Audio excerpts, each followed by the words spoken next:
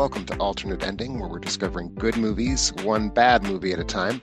I am, as always, your host, Tim Brayton. We are here to talk about the month to come. It's the last week of December, so we're going to be doing our January movie preview. And I have a couple guests with me today. As usual, my great website co-runner slash podcast co-host, Brennan Klein, is here with me. Hello, Brennan. Hello, hello, hello. Thank you. And yeah, we have not come up with a pithy name for me at this point. We're gonna work on pithy names. We're in the middle of a rebranding. But And we in my also case, it would be a rebranding. a That was worth interrupting you for. Sorry, it was continue. no, thank you. I appreciate that. We also have a very special new guest today. As you may remember, I did a whole song and dance blog post a few weeks ago that we are going to try to start uh, increasing the population of the podcast community here. And today will be kind of the first fruits of that. We have a longtime reader slash listener slash member of the Discord community, Brian Fowler, on the air. Brian, welcome to the show. Thank you for having me, Tim. Brennan. Yeah, glad to have you. So I know a lot of the listeners are active on the Discord, and I know you're active on the Discord. So I know you're not necessarily a non-presence to many of the people, but for the people who don't necessarily frequent that, or just for anyone who wants to know a little bit more, tell us about yourself, if you don't mind. Like, what's your into the world of movies? Well, that's actually an interesting question. I guess I really got more into an expansive thing of movies other than just whatever's out and rented at the local video store. In college, when the school library had old movies and even some foreign movies, very, very important. Those foreign movies. Never heard of those before. But no, for the people who don't know me, I love horror. I love Ingmar Bergman. It's a very nice connection because there's that one movie that I they overlap. Yeah, I don't think I knew that about you. You're a Uh, Bergman fan, you say? yes, yes. I've been known to watch a Bergman or two. I love musicals. I am a theater dropout from college. So I tend to look at acting a lot in movies and whether or not I like Sure. performances, or I watch slasher films where the acting is terrible. Yeah, Well, it will I happen. And sorry, I was going to say, I think that bringing up the thing that appeals to you about movies or the things that you analyze the most is really interesting and really important because we are bringing on these new people. And I think, I mean, at least people listen to Bride and who have listened to the general show have had a decent sense of the things that Tim or I look for in movies. But something that Rhiannoch brought up on the Discord was that she very much is a like plot and narrative and character focused viewer, and I think it's interesting to hear what are the things that people are picking up on, and we're building that out. I think that's cool. yeah, as is I think known to all of us, I find plot, character, narrative to be such strange and alien things to care about in movies. But we will be having Rhiannoch joining us soon to talk about that and seeing if she can disabuse me of my wanton ways. But I will say, Brian, hearing you talk about discovering foreign movies in college really gave me flashbacks, especially since you mentioned Bergman. To That was kind of my villain origin story as well, where the school I went to had this very nice media library where you could go and check out one of like 3,000 DVDs, but you had to watch them there. And they were on these like little 13-inch CRTs that you sat in like a cubby with headphones watching them.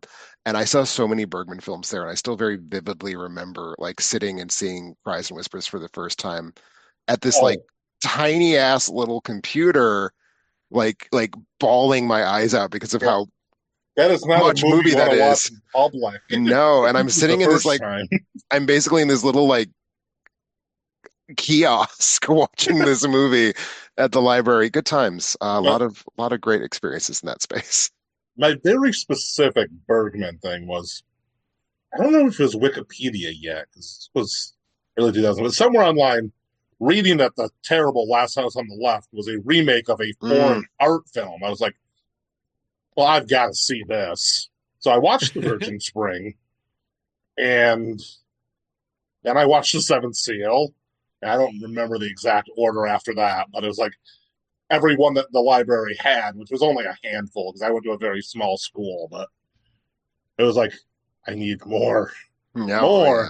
And then, of course, I bought that gigantic Criterion box set, Oh, sure. which I'm pretty sure you have as well. Oh, I certainly do. And it occurs to me, I think you and I are the same age. Yeah, because I feel like when we were in college, the Bergman Pickens were slim on Yeah, DVD. there was It a. was, In fact, I think I watched most of them on VHS back then that yeah, my sure. library had. Yeah.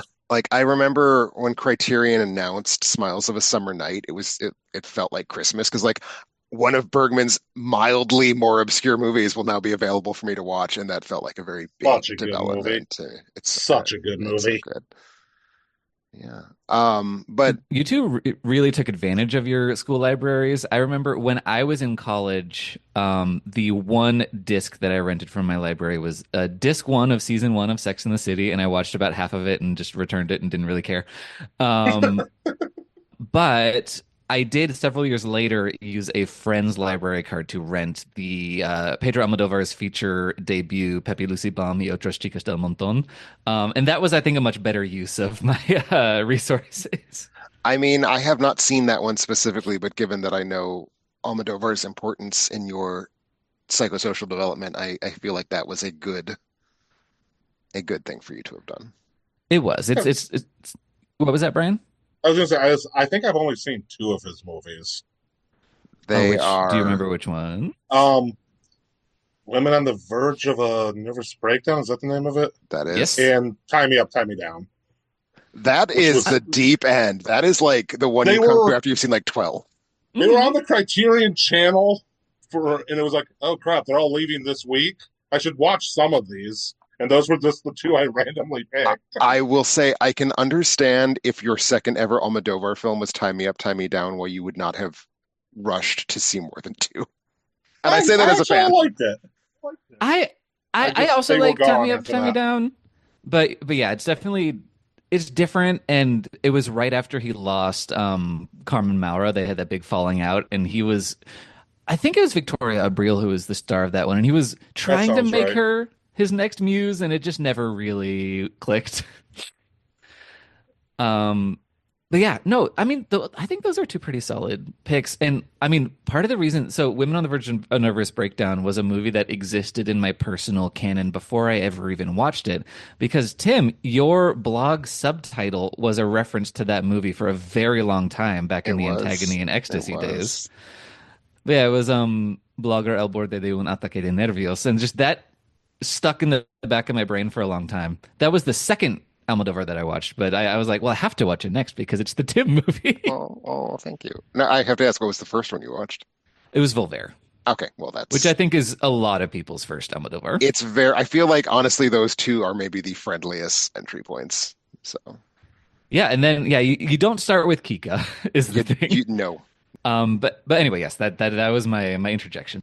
Thank you Well, for thank thank you for you. listening. Well, thank you, and thank you to Brian for introducing yourself. So we appreciate hearing your story. I'm sure we'll get more of this in the months and weeks to come. But it is as you're listening to this, possibly the holiday season. The episode is going live on Christmas Eve, which I don't know if that's a big podcast day or a very bad podcast day. We'll find out. We'll look at the numbers. But for those of you who are listening at some point during Christmas tide, wish you a happy holidays. Thank you for listening. Happy New Year if you're listening to this more in the January sort of window.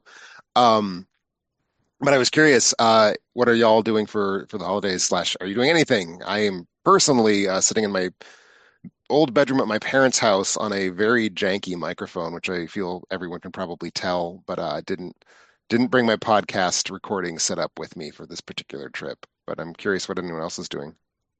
Not much. Just gonna be just probably me and my mom.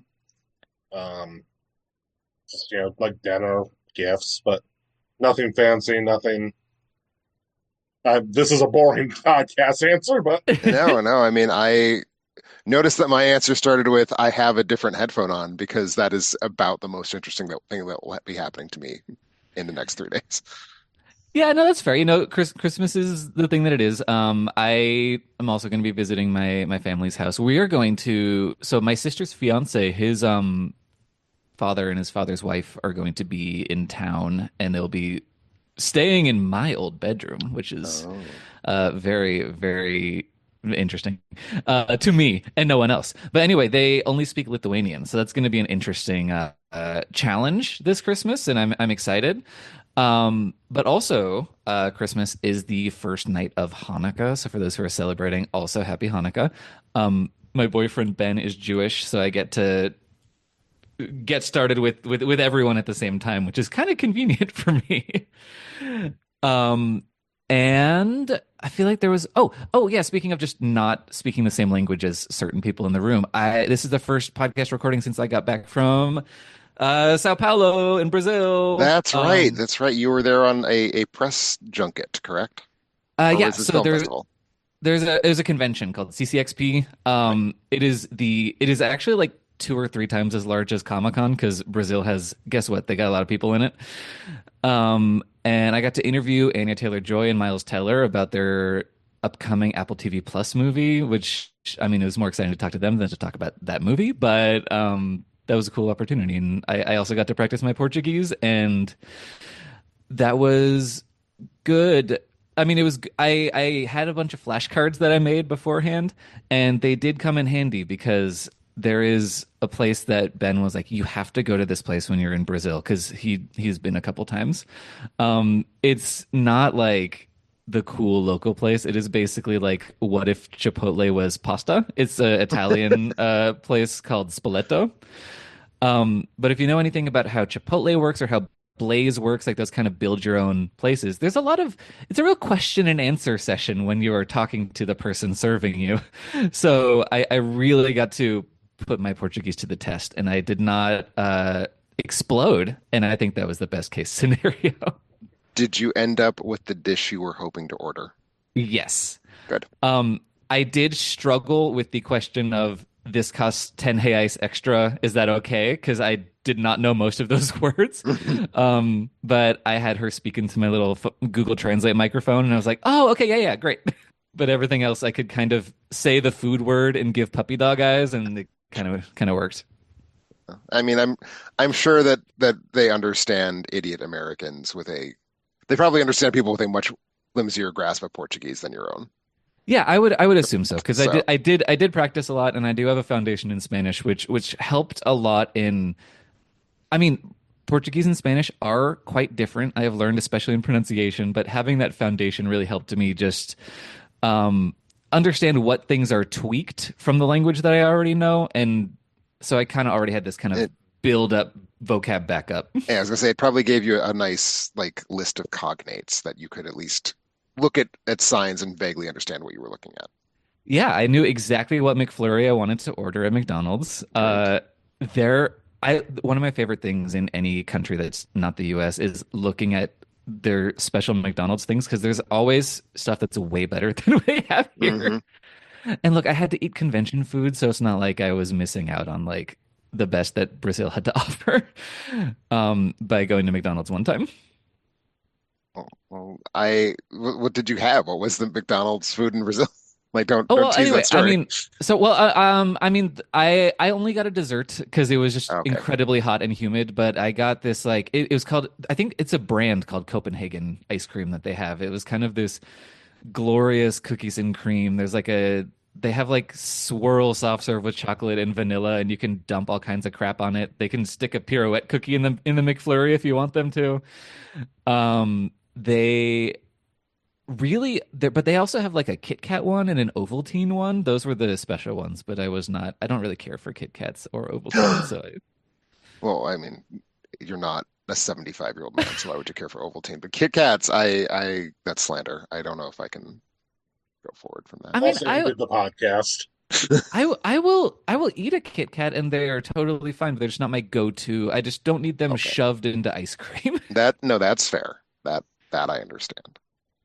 I feel like Brazil's exciting in a way that I don't want to downgrade, but I did have another Christmas question that I wanted to ask you all Yeah, sure. since it's our only shot really to talk about Christmas until next year. Um, any go-to must-see movies without which the Christmas season has not happened? Yes. Brent, Mhm. Ryan, go. I have to watch The Muppet Christmas Carol every year. Uh, I will be doing that tomorrow night when I get home from work. It is obligatory. It is marvelous. It is the best Muppet movie. It is the best Dickens movie. It is definitely the best Dickens movie. I think it's probably the best Muppet movie, although I know Brennan doesn't What? agree at that. Um, oh my. I mean, I was gonna be nice because I kind of hate the Muppet Christmas Carol. I think Michael Caine is great casting, but I don't love the Muppets getting distracted from being the Muppets.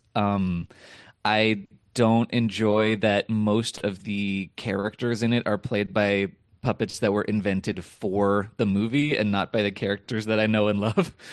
And so these are all very personal things. It's not to say it is a bad movie. I just don't respond to it. I appreciate requiring that level of purity from your Muppet media. I do. Thank you. Don't ever Um, watch The Muppet Wizard of Oz then. I have tried. I think I saw it as a kid, Don't. but yeah, no, it was a mess. I, Um, I was thinking I might do a Muppet movie binge sometime in 2025, and the existence of Muppet Wizard of Oz is one of the main reasons I might not do it.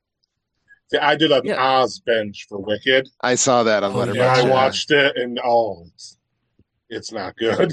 See, but that It's one's a TV movie, so I didn't count it when I was doing my Muppet marathon. It's I not bad. mean, we all know that I'm not capable of making those kinds of choices. Yeah, I think you're completely right. Um, but yes, calling it the best Muppet movie is really challenging to me. But I appreciate that as your Christmas choice.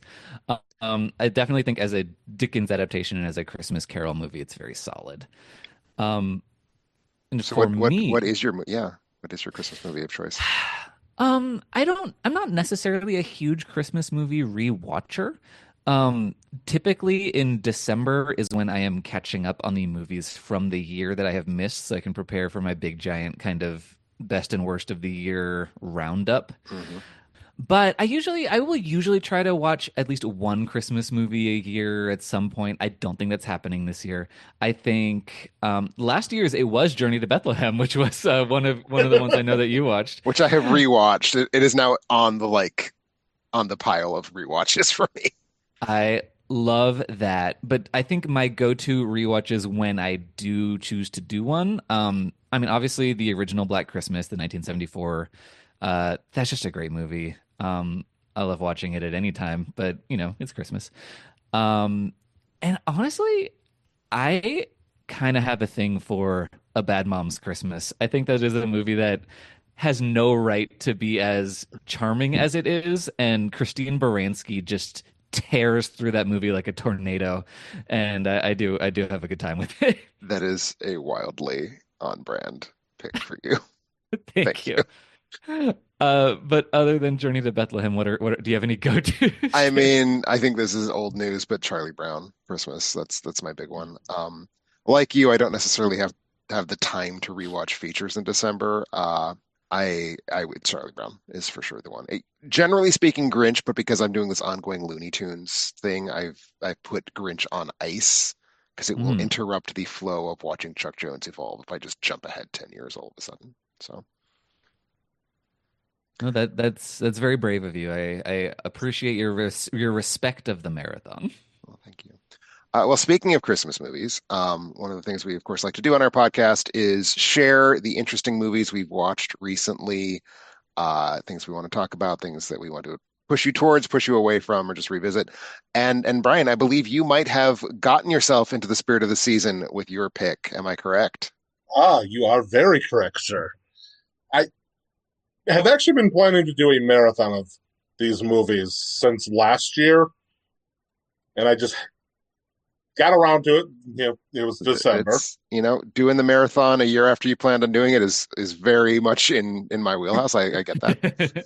Yeah, and so when I saw that we were going to do this a couple days before Christmas with the two of you, I knew I had to bring one specific kind of movie to this podcast. Because if you make a Venn diagram of all of our interests, right at the center of it is going to be one specific thing, and that's 1980s slasher films. I don't think either Yeah. of you can deny Absolutely. that. I And feel like musicals come close to that, but slashers are I was gonna say obviously. that too, yeah. But yeah, if yeah, we're we talking about love a genetic opera. a specific period, a specific subgenre, because I feel like we may all like different musicals. That's true. Yes, yes. So I think this is like very much at the core of that graph. Yeah. And of all the big slasher franchises, the biggest one I had not ever watched was Silent Night, Deadly Night. I had never watched them, and this was the 40th anniversary of the Oh, it first movie. Oh, is. yes. Yes, came out the same day as Nightmare on Elm Street, which Hmm. makes That's that one right. hell of a day for slashers. Imagine being the guy who goes to see Nightmare on Elm Street first and then chases it with Silent Night, Deadly Night. Wrong order, wrong order. Wrong order. But, and of course, when I'm talking about Silent Night, Deadly Night, I'm really talking about 1.5 movies at this point. Because I'm also talking about, the first half of Silent Night, Deadly Night 2, just by default. Pretty much. But I had not seen it before. It is, on a plot basis, as bog standard of a slasher as I think you can get. You have the 10, 15 years in the past, something terrible happened. Characters grow up. Somebody goes on a killing spree related to that terrible thing that happened a decade or two ago. And I mean, that is Halloween. That is prom night. That is Friday the 13th, Sleepaway Camp, My Bloody Valentine, The Burning. The Burning. I think we can literally This game's fun. It's so many. It's so many. But, and also it's set on a specific calendar day, which is a big thing in those 80s slashers. Like, should we do another list? I could do more. April Fool's Day, New Year's Evil, Christmas Evil. Sorry, yes, continue. Anyway, yes, like this is the problem with me bringing an 80s slasher is all three of us are somewhat experts. You'll notice I'm trying to genre. keep quiet in this part just because I would like for the podcast episode to be less than 3 hours long. So, Exactly. which was not a target we're consistently able to hit. When you look at the overarching plot, it's just absolutely generic slasher. Except it takes so long developing Billy Chapman, right? It's Billy Chapman and Ricky Caldwell. For some reason, they have different last names in the two movies, which I'm getting off Ricky topic Caldwell. here. Well, Ricky was adopted. Is that where he got the last name? No, because he was adopted by the Rosenbergs, because they definitely don't celebrate Christmas. Got it. It's been a hot minute since I've seen Yeah, that one. I just watched them this week, so that's fine. I have no idea why his last name is different in the second movie, but anyway, so Billy, we don't just jump from, I guess this is a mild spoiler for the beginning of the movie, but Billy's parents are killed by a guy dressed as Santa Claus. Instead of jumping straight from that to Billy being a psycho killer dressed as Santa Claus, we spend like a half an hour watching him grow up in an abusive Catholic orphanage with just absolutely vicious Mother Superior. And then, of course, he gets free, grows up, dresses up as Santa Claus for his job, and snaps and kills, 13? No, I don't guess he doesn't kill all the people get killed. Like 8 or 9 people he kills in the movie, though. Yeah, I remember being a pretty steep body count for a non-Friday the 13th. And I mean, as far as the genre of slasher goes, which I think we always kind of grade on a curve, because they're almost all terrible movies, it's a pretty decent 80s slasher film. It's certainly better than some other things that from the time period, but not a classic. I probably won't watch it every year or anything. Yeah, I've only watched these once. It was a long time ago when I decided to spread the Summer of Blood out over the whole year, and I was doing all the holiday themed slasher movies. And I too did a Silent Night, Deadly Night whole series. Yes, I've actually been reading your reviews from back then, which I believe it was 2012 that you did them. That sounds right. I also have been reading Brennan's reviews of them as I go. Oh, thank you. How far are you? I finished the Toy Maker. I started the 2012 remake, but I haven't finished it. Oh, so you've gone farther than I have. I've never seen the remake. Remake doesn't really seem to be the right word. It's more, hey, let's make a movie about a killer Santa, and hey, we have this IP. Yep. Which I mean, that's fair. Yeah, the series goes, as you now know, the series goes to some just inexplicable and to a certain degree unwatchable places. Initiation, the Saturday Night Deadly Night 4, just what? Where did this movie come from? That's the one I remember not making any sense to have branded as a part of this franchise or really as like an 80s slasher movie at all. barely any Christmas to it. It very much just happens to be set at Christmas, and it's nuts. Three was you said something in your review of three, Tim. I don't have the exact words in front of me, but something about how it's a movie about a killer Santa Claus that's so on healed that it doesn't bother to have a killer Santa Claus. I don't remember either writing that or that being in the movie, but I appreciate you. Yeah, I it appreciate you turned me recalling my words. Again, I haven't seen these movies in a while, and nothing right. about the first two are the first two. They are important movies. Yes, The because Mhm. remaining ones are not ones so that yeah, I do want to talk about two just for a minute because please. I had heard multiple people, including both of you, talk about how it's just the same movie for half the movie, but I did not realize it is literally a framing device around a like it's almost like a recap episode of a series of television.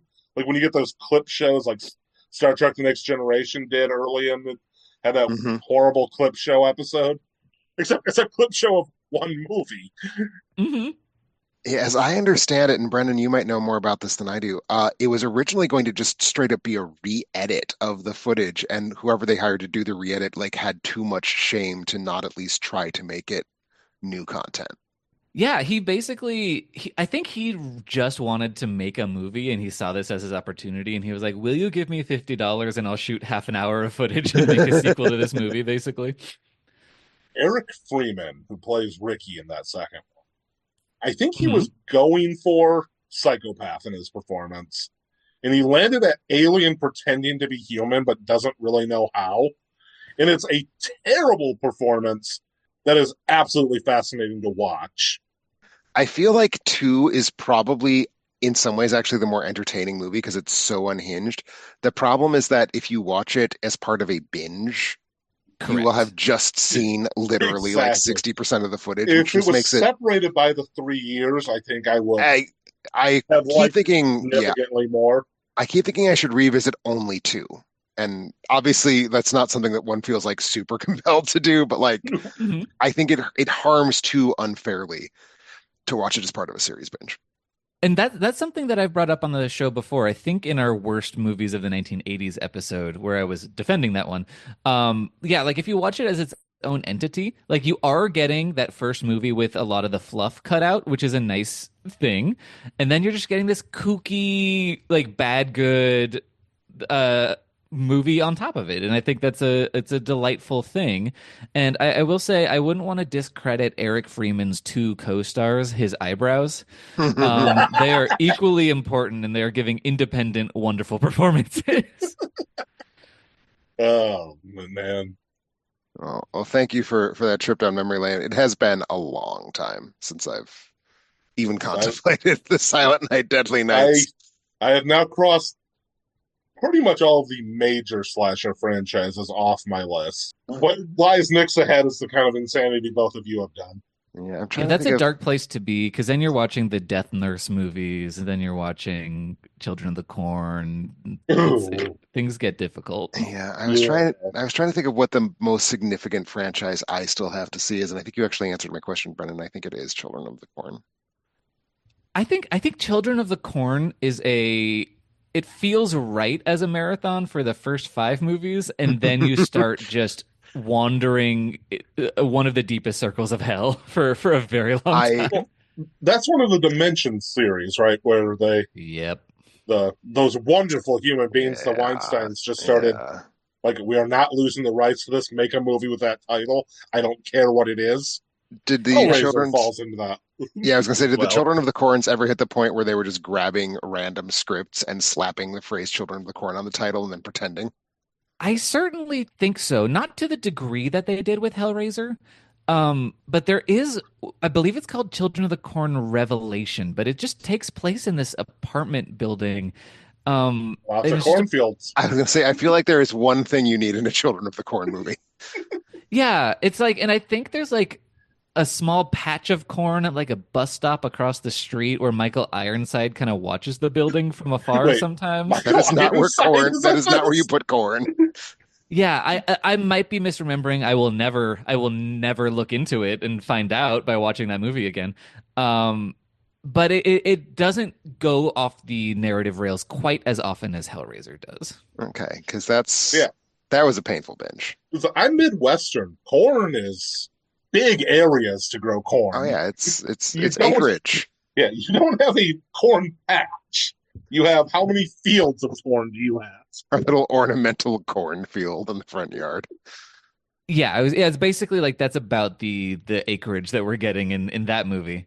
Oh Um, boy. but no, I think it does pick up if you're doing Children of the Corn, it is one of those rare franchises where the last couple ones are at least watchable, so you do get a little treat at the end. But it is a capital S Mm. I'm like getting slog. to the end of Leprechaun Oy. Yeah. and Yeah, the Leprechaun shockingly good Returns. Leprechaun Returns. Like, how is that movie that good, Yeah, but you have to relatively pierce speaking? you have to pierce the veil of Leprechaun Origins in order to get there, and that is such a Ugh. challenge. How is that movie, even by Leprechaun standards, how is that movie that bad? The Leprechaun franchise is amazing because like its two Legacy sequels are both the worst and then the best films in the whole franchise, which I feel is unprecedented. Not just in horror Yeah. cinema, but just in cinema. Yeah, And insane. the movie I'm bringing to the table is not quite as festive, but it is a Patreon request. It's one of my last ones that I'm kind of rattling through as we have restructured the Patreon. But it is a request from Mandy Albert, who you have heard on this podcast before, if you've listened for more than just this one episode. She is a contributor. She does the podcast. She has the raspberry picking column. She is a connoisseur of bad movies, and I say that like as someone who watches a lot of bad movies, I am in awe of the way that Mandy approaches cinema and the things that she knows. And just the she is basically like Satan's researcher. But the movie that she requested is one that she has been really banging the drum for. So she did decide to spend a little bit of money to make sure that it got discussed on the podcast. It is a 2020 movie called Gabriel's Inferno: Part One. It is Of adapted nine. from yeah, one of nine. Well, okay, so it's part one of three, and it's a trilogy of movies that are split into three. It's So it like is the a Star Wars films. It nine-part rhymes. saga. Yes, yeah, it's adapted from one third of the novel, published under the vampiric pseudonym Sylvain Reynard. Um, it is. As all of the best movies are, it started as fan fiction. This one, just like 50 Shades of Grey, was originally Twilight fan fiction. But Mandy recommended it to me specifically because I have a love-hate relationship with the After movies, which started as Harry Styles fan fiction. Um, so this is unfortunately in my wheelhouse. I have built this wheelhouse brick by brick, and now I have to live in it. It is also directed by Tosca Musk, who is Elon Musk's sister, and the CEO of Passionflix, the streaming service where you can watch this movie, where it's all shitty romance novel adaptations.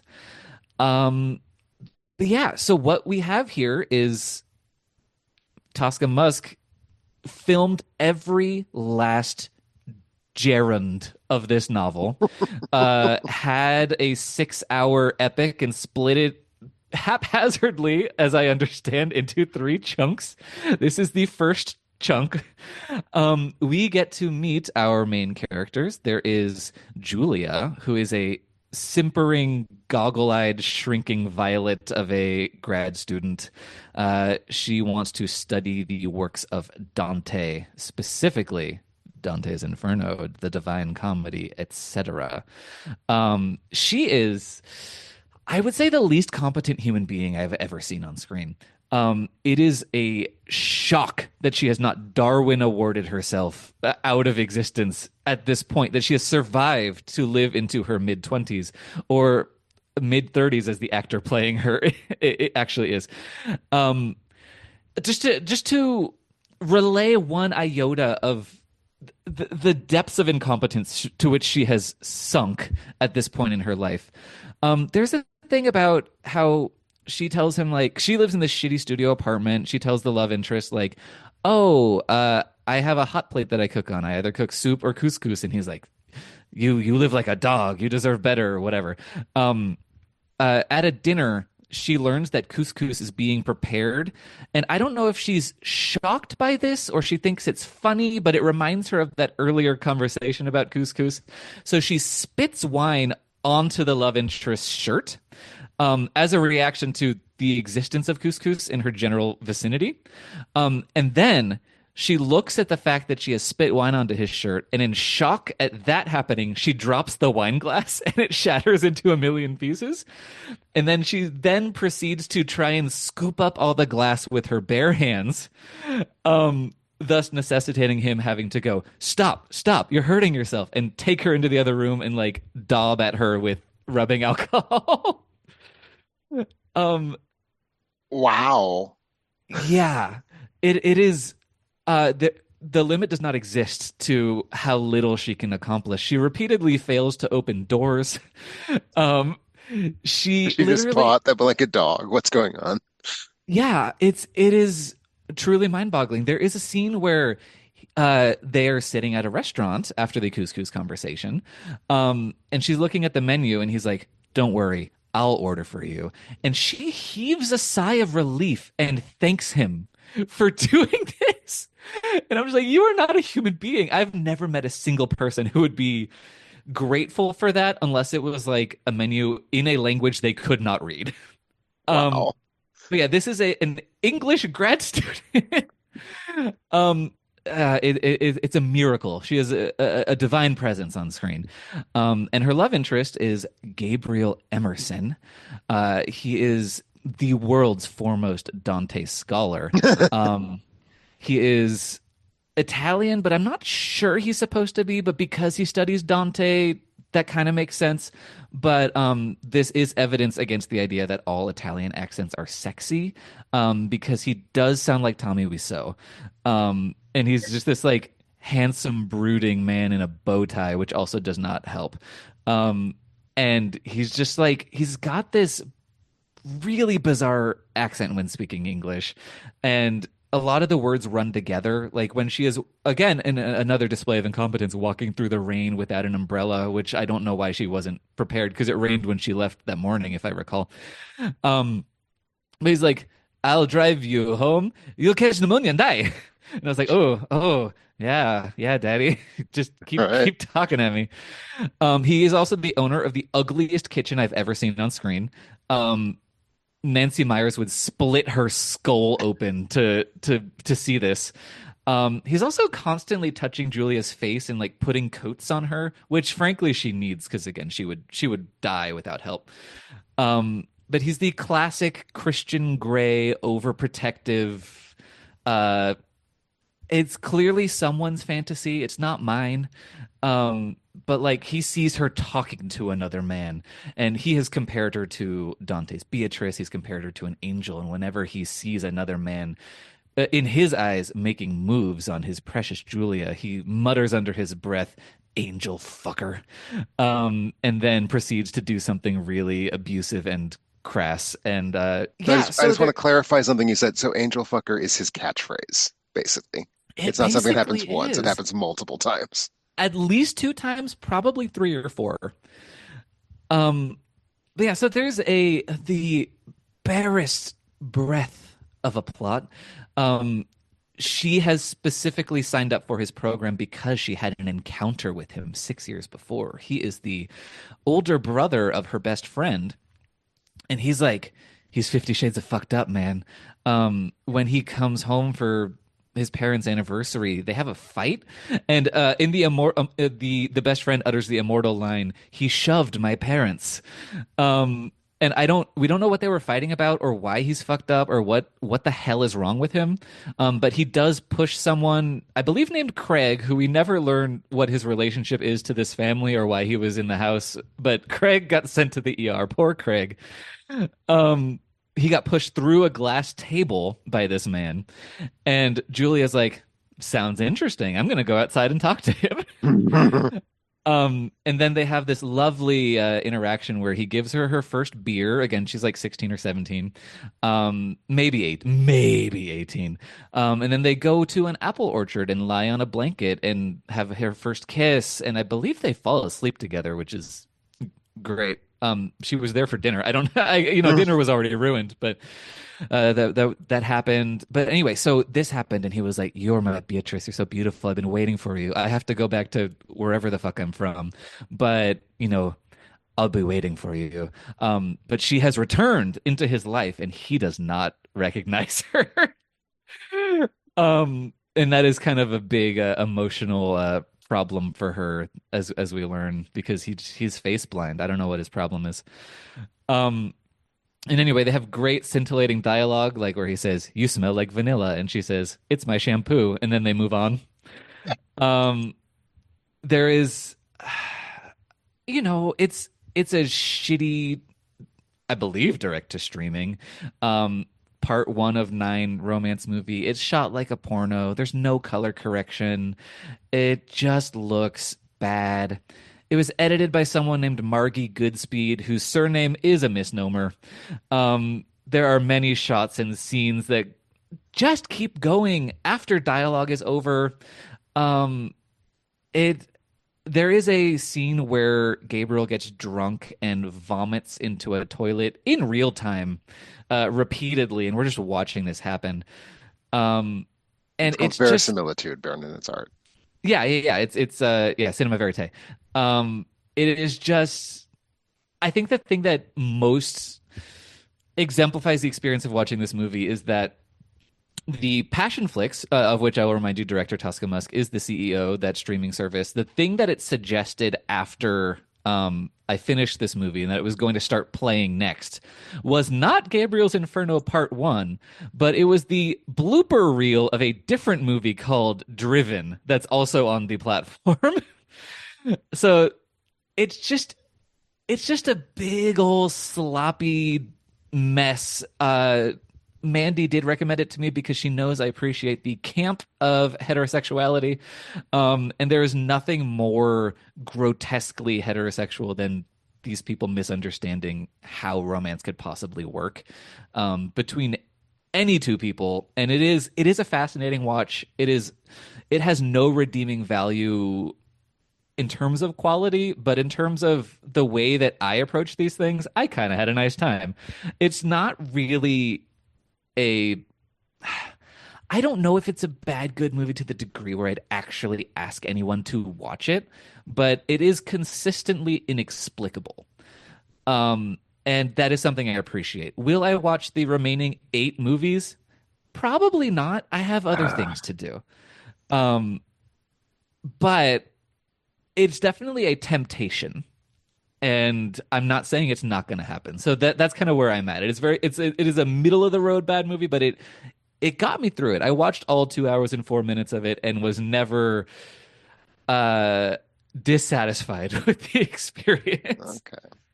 I will say if this nudges you in any direction, Brennan, because I'm Okay. aghast to hear of somebody watching one film out of a terrible nine film series and saying I'm done. Like that just seems so contrary to every instinct. I mean, we were sitting here talking about binging, the Children of the Corns and the Silent Night, Deadly Nights. Uh, I know. I don't as want to have to actually pay for beyond a week of the I get free that, I trial of get Passion that. Flix.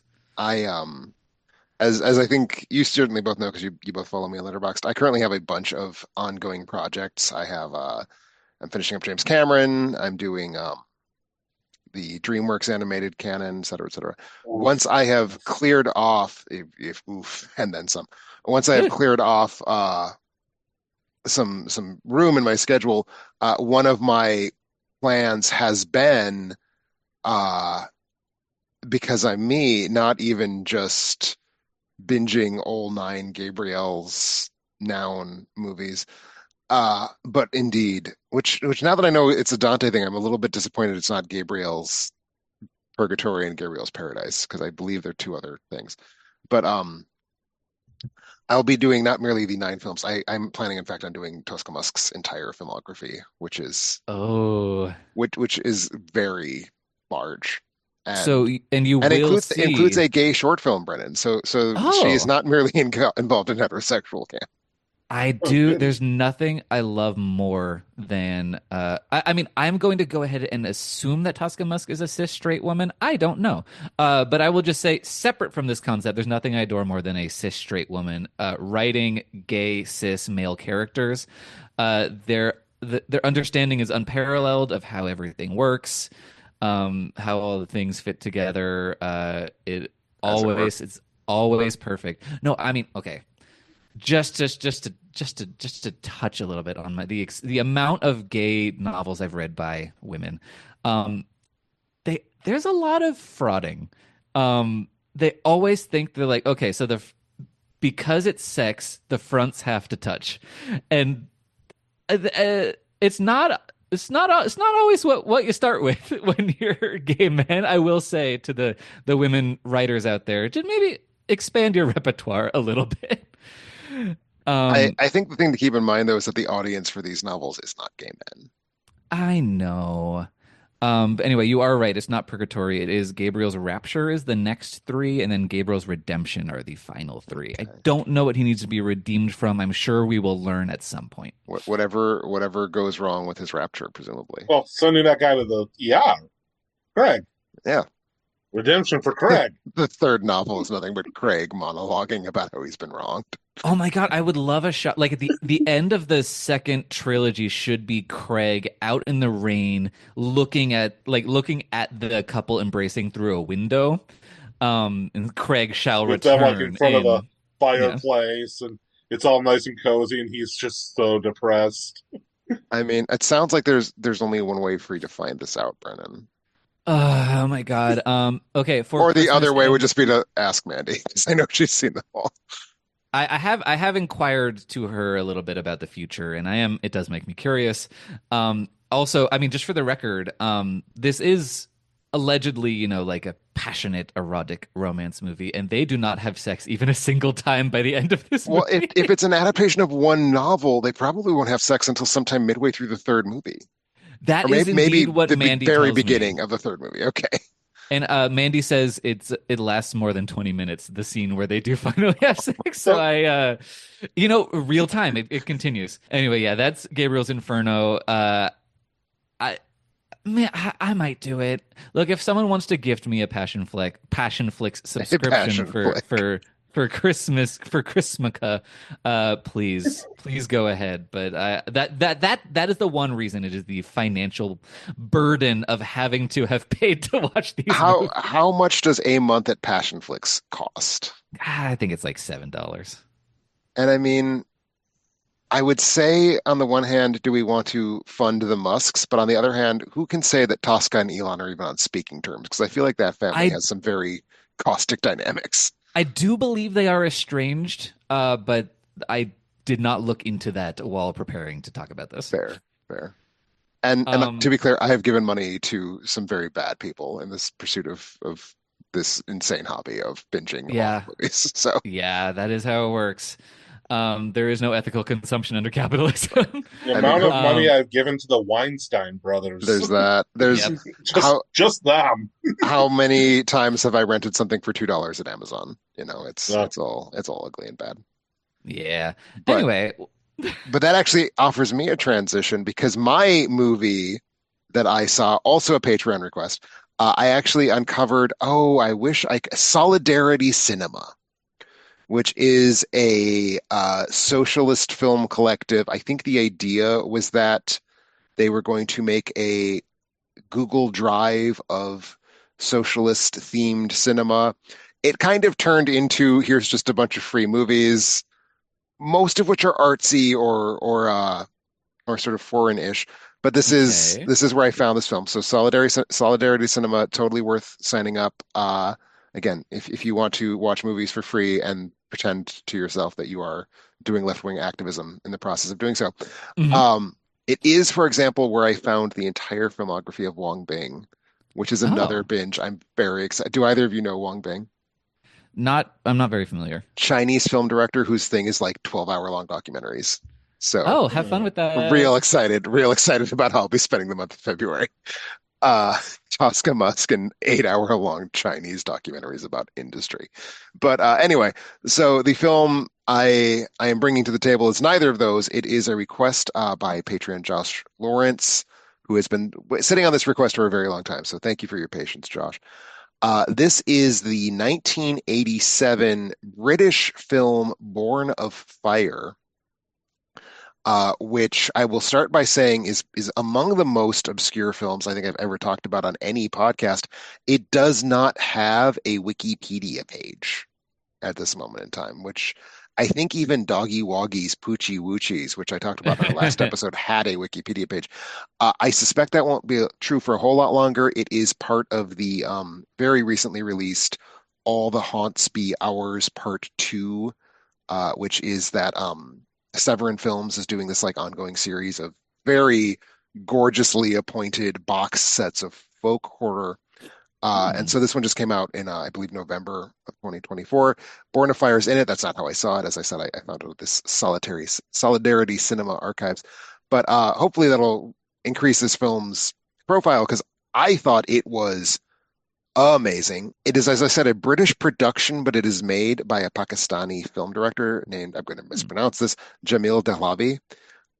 And it is not really, I don't know if I'd say Pakistani specifically. It's set mostly in Turkey and is kind of about like Arabic mythology. But basically, what it is, the plot is quite negligible, not in the way that like Gabriel's Inferno's plot is negligible, but more in the sense of like the plot is kind of the hook to get us into what the movie is actually doing, which is, crazy cakes, surrealist nonsense. But basically, we have two people who meet in London. One is a flautist named Paul, played by Peter Firth, who is a somewhat recognizable British actor. He's probably best known for being in the film version of Equus. And Paul is, if I recall correctly, the only character in the motion picture who has a name. Everyone else is the something.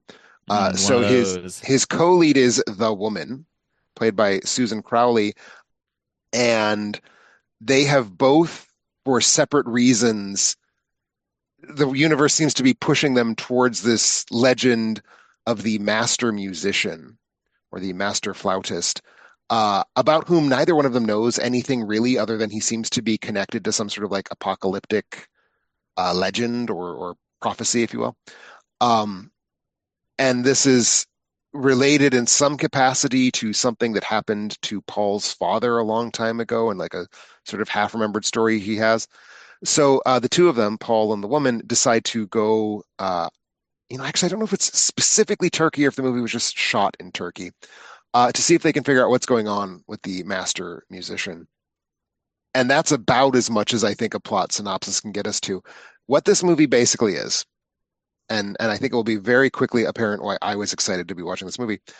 This is if Alejandro Jodorowsky's The Holy Mountain and Lucio Fulci's The Beyond had a baby. It Oh. it is this very surreal journey through kind of weird looking landscapes like lava flows and like strange clay cliffs and just very interesting, beautiful looking landscapes in Turkey. With this story that the more we can sort of grab onto chunks of it and be like, I think I know what that's about.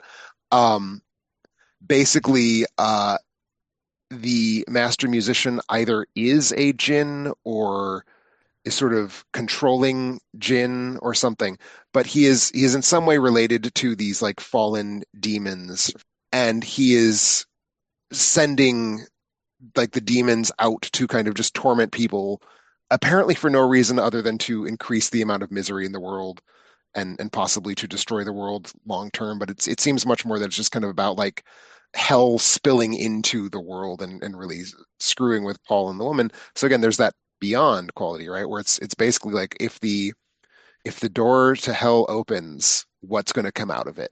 And what's that going to sort of translate into in terms of imagery?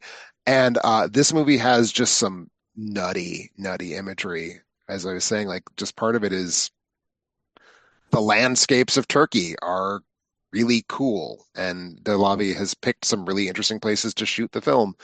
Again, just odd hillocks of clay for no reason that look kind of like beehives that have been frozen in concrete, things like that. So part of it is just like the places the film goes look weird, look uncanny, and are shot in that way. And then part of it is just the images themselves have this kind of horrible, violent, but dreamy quality. There's like maggots, there's snakes, there's this incredible, it's like the literal opening thing we see. The first thing we see her doing is studying a solar eclipse where it starts out, just like the chunk being taken out of the sun as happens during eclipse. But then as she's watching it, she realizes it's not the moon, it's a giant human skull occluding Oh, the sun, which is I like hate when that happens. it is such a heavy metal album cover image. I feel like for the image of a giant skull transiting the sun alone, this movie should be everyone's favorite horror movie of all time. But so stuff like that. There's this late image that really just freaked me out where we see an eel go into a skull that's underwater, like in the eye socket, and it feels like the skull's not big enough for the whole eel, but we never see the eel come out, and it's like where is the eel? Is it like in the skull? Good stuff. Um, and there is some just kind of like weird human shapes. I think one of the things that is potentially upsetting about this is that it does sort of one of the main characters is this mute fool who is a man with deformed legs, just sort of sitting around like staring at Paul and the woman being uh, off-putting and uncanny. But the master musician when we met him is played by a Scandinavian man named Orla Pedersen, um, who is credited as OT, OH-TEE. He's got this like very Michael Berryman vibe, and I don't know if that's makeup, I don't know if that's him, but you have this like tall, mostly nude man with like what appears to be skin that has been grafted onto him. But there's just this like uncanny human objects sort of thing going on throughout the movie, in addition to all of this kind of more typical violent imagery. And and the Jodorowsky of it all is that this all is kind of flying at you, and hopefully you understand enough about what they say the word jinn a few times, and hopefully you can figure out what it means from there because the movie's not telling you. And it's this weird combination of this is a movie made on British money, but it appears to be a movie made for people with a really strong working knowledge of this kind of North African and Middle Eastern like cosmology. And I don't know how much overlap there is between those two populations, especially in 1987. But it's really, I think, I know enough to get by. Let's say Is it English? it is in Is it English. any? Okay, It I is was a just film in curious English. with that combination, which one it would be. No, it is a film in English. It's, I believe, actually a Film 4 production, if I recall correctly. I can see. Oh, okay. Yeah, it's Film 4 International, which is not something I'm familiar with, but I assume it's a leg of Film 4. Yeah, just I had a blast. Worth, I think, reading up on the whole deal with Jin. The Born of Fire title is not remotely explained or even hinted at, but it kind of teases itself out when you keep in mind that Jinn are specifically fallen angels who are associated with the fire element. Um, so I had a great time with this. I thought this was one of the best horror movies I've seen in a really, really long time. Um, Again, I have not picked up all the Hauntsby Hours Volume 2. I feel like having a Blu-ray copy of this film as well as the documentary sort of teasing out some of its mysteries that is attached to the film in that box set uh, makes me want the box set even if I hadn't already wanted it, just because like this is a thing I will be planning on revisiting. Really extraordinary combination of images. Um, I just had a really great time. So thank you, Josh, for putting this movie that I surely would not have heard of until again this new DVD box set that I don't even own yet. But thank you for putting this movie in my path. I had an amazing time watching it. It's again probably my favorite first time horror watch in maybe even a couple of years. that's beautiful. And this is your second Holy Mountain riff in a row that has been surprisingly You know, interesting. I guess that Jodorowsky's influence was bigger than I thought because that's I had that thought as well. Like, and this is not in any way a movie like Doggy Woggies, Poochie Woochies. So they both present sort of alternate views on that. That is much more amplifying that Jodorowsky is making comedies. This is much more what if his surrealism was being applied to horror instead of being applied to kind of religious symbolism and satire, which I think actually ends up working better for this film because horror is already so amenable to surrealism, I think, and Mhm. you're not like in the Holy Mountain in El Topo, you're trying to like kind of parse meaning out of the surrealism, and in this film, I don't think you really are. You're really just kind of riding with devils are real and they're trying to make us feel horrible. Good, I got that. And so you can really just like enjoy the kind of onslaught of strange, off-putting images. And for me, it absolutely worked. I watched this pretty late at night, and it was a good late night viewing when I was already kind of fighting sleep a little bit. Yeah, that sounds. I might throw this on. I think Ben might really like that. I've been finding that the more kind of obscure and esoteric a horror movie is, the more he responds to it, which I find really interesting. So I'm very curious about this. I think this will combine things that I'm interested in with things that he's interested in. And I would say to go to your and my shared history, Brennan, this film put me in mind not because of its content really, although a little bit. It put me in mind of Tumbad a lot in terms of this Hmm. is a movie that is both drawing on a set of cultural notions that I don't quite understand, but the terror and surrealism of it are so potent that I'm kind of figuring out the vibe, even though I don't necessarily know what the specific cultural references are. I'm much more tempted to throw that on than Gabriel's Inferno Part 2, but both might be happening in the near future. Mhm. Perfect. Born of Fire, right? Born of Fire, 1987. All right. Yeah, because that does sound. I mean, obviously, one thing, as I mentioned earlier, we are all horror people. Yeah, and I would specifically say, I don't know where either of you are with Fulci in particular. A lot of Beyond in this movie. Like, I really felt a very similar vibe to that. I'm into that. I like the Beyond. I think I'm a little underseen on Fulci. I mean, I've seen Zombie, I've seen Black Cat. Yeah, I've seen one or two, but I haven't watched a lot of. I haven't watched a lot of the Italian horror. That might be a good next place to go as a slasher fan. Like, I think it Yeah, very easily lends you to Yeah, having a lens on that. Slasher sends you to Giallo pretty comfortably, and then Giallo just opens a big old door. I always go to those German crimi or whatever they were called movies. Yeah, yeah, yeah. I Those enjoyed are. your reviews of those so much, but I never watched any of them. Oh, thank you. Yeah, no, they're definitely a very different vibe. Those definitely feel like quote unquote old movies in a way that like the Jolly don't. Um, but yeah, no, I recommend diving into both of those subgenres. Well, thank you both for sharing your movies.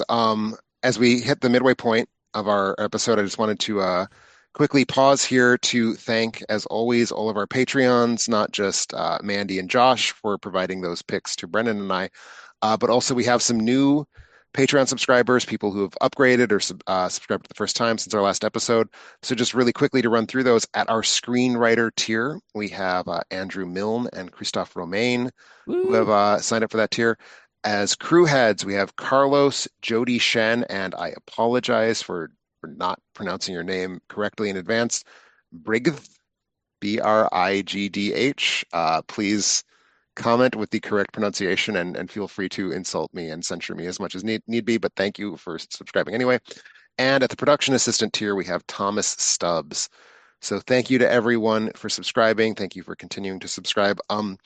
Quick heads up about Patreon, and for those of you who are on the fence about subscribing, in the very near future, I am going to begin introducing one of the Patreon perks, which is early access to classic movie reviews. Beginning in January, I will be putting reviews of movies that are older than like new release this year, basically.